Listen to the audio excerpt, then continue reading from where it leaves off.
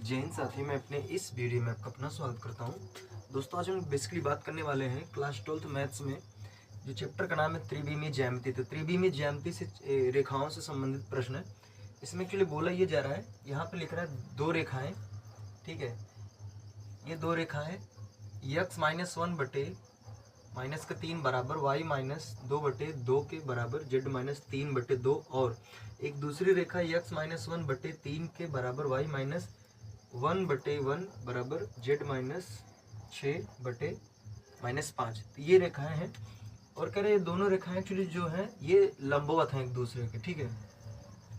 ये दोनों रेखाएं क्या एक दूसरे के लंबवत हैं। एक्चुअली जो रेखाएं जो यहाँ पे लिखी गई हैं दरअसल एक कार्तीय रूप में लिखी गई हैं, ठीक है। जैसे रेखाएं दो रूपों में होती है, एक सदिश रूप में होती है, एक कार्तीय रूप में। तो हालांकि यहाँ पे जो रेखाएं लिखी गई हैं वो कार्तीय रूप में लिखी गई हैं। तब इसमें कह रहे दोनों रेखाएं लंबवत है, तब हमको के का मान बताना था। एक बात समझना ध्यान से, पहला नंबर यहाँ पर जो सवाल लिखा है x-1 बटे -3 बराबर y-2 बटे 2 के बराबर z-3 बटे 2 और क्या दिया है x-1 बटे 3 के बराबर y-1 बटे 1 बराबर z-6 बटे -5। तो ये दरअसल जो रेखाएं ये कार्तीय रूप में दी गई हैं। और अगर लिखेंगे, देखिए एक्चुअली इसका जो मेन कह सकते हैं समीकरण होता है या कह सकते हैं मेन रूप जो होता है वो कैसे होता है, x-1 बटे a बराबर यहाँ पे l भी हो सकता है, ठीक है। अच्छा, यहाँ पे दो बार होगा तो यहाँ a1 कर सकते हैं। फिर y-1 बटे b1 बराबर z-1 बटे c1 और यहाँ से हम लिख सकते हैं इसको x-2 बटे a2 बराबर y-2 बटे b2 बराबर z-2 बटे c2। इस रूप में होता है। तो अब यहाँ लिखेंगे से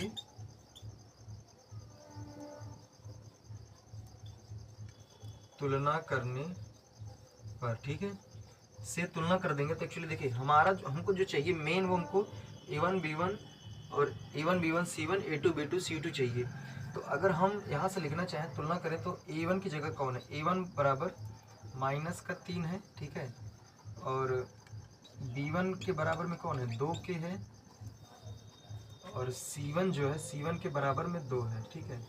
उसी तरीके से अब अगर हम बात करें a2 की जगह 3 के है, ठीक है, और यहाँ पे b2 की जगह कितना है, b2 की जगह 1 है और अगर हम बात करें c2 की जगह तो कितना है -5। देखिए इसको मैंने कैसे लिखा है, एक्चुअली देखिए जो रेखाओं का जो कार्तीय रूप होता है वो बेसिकली इस रूप में होता है, ठीक है। तो जैसे अगर मान लीजिए एक रेखा है तो यहाँ पे a b c होता है। अगर दो रेखाएं हैं तो यहाँ पे a1 b1 c1 करते हैं, जैसे पहले वाले में a1 b1 c1, दूसरे वाले में a2 b2 c2 करते हैं, ठीक है। अब अगर देखिए इसकी तुलना में इससे करेंगे तो यहाँ जो ये नीचे वाले जो है a1 b1 c1 होगा, ये a2 b2 c2, हमको यही चाहिए। क्योंकि देखिए लिखेंगे रेखाएं लंबवत हो। अगर रेखाएं क्या हो लंबवत हो तो जो a1 into a2 plus b1 into b2 plus c1 into c2 जो वो किसके बराबर होना चाहिए, 0 के बराबर होना चाहिए। अगर मतलब दो रेखाएं अगर एक दूसरे के लंबवत हैं तो a1 into a2 plus b1 into b2 plus c1 into c2 जो किसके बराबर होना चाहिए, 0 के बराबर होना चाहिए। तब जाके वो रेखाएं क्या होती है लंबवत। तो बेसिकली हमको यहाँ पे क्या करना है, के का मान बताना है। तो आइए इसको हम शुरू करते हैं। पहला नंबर तो आप इसका इतने स्क्रीनशॉट ले लीजिए, ठीक है। चलिए इसके आगे हम लोग अब देखिए यहाँ पे एक्चुअली देखिए a1 की बात करेंगे तो a1 की जगह कौन है, a1 की जगह -3 इंटू a2 की जगह कौन है 3 के प्लस b1 की जगह 2 के इंटू b2 की जगह 1 प्लस c1 की जगह 2 गुणे c2 की जगह -5 बराबर में क्या होगा 0, ठीक है। इतना मैंने यहाँ पर रख दिया। बाकी एक मिनट देखते हैं दिख रहा है कि नहीं, ठीक है, शो हो रहा है। इधर देखिए अब इसका इधर मल्टीप्लाई करेंगे तो कितना जाएगा -9 के, क्योंकि देखिए 3 त्रिक का 9 माइनस में आएगा, फिर उसके बाद के प्लस इसका इसमें गुणा करेंगे 2 के प्लस इसका इसमें गुणा करेंगे कितना आएगा, तो देखिए 2 गुणा -5 में करेंगे तो -10 बराबर में 0 आएगा, ठीक है। अब एक काम करते हैं इसको हम इधर हल कर लेते हैं, ठीक।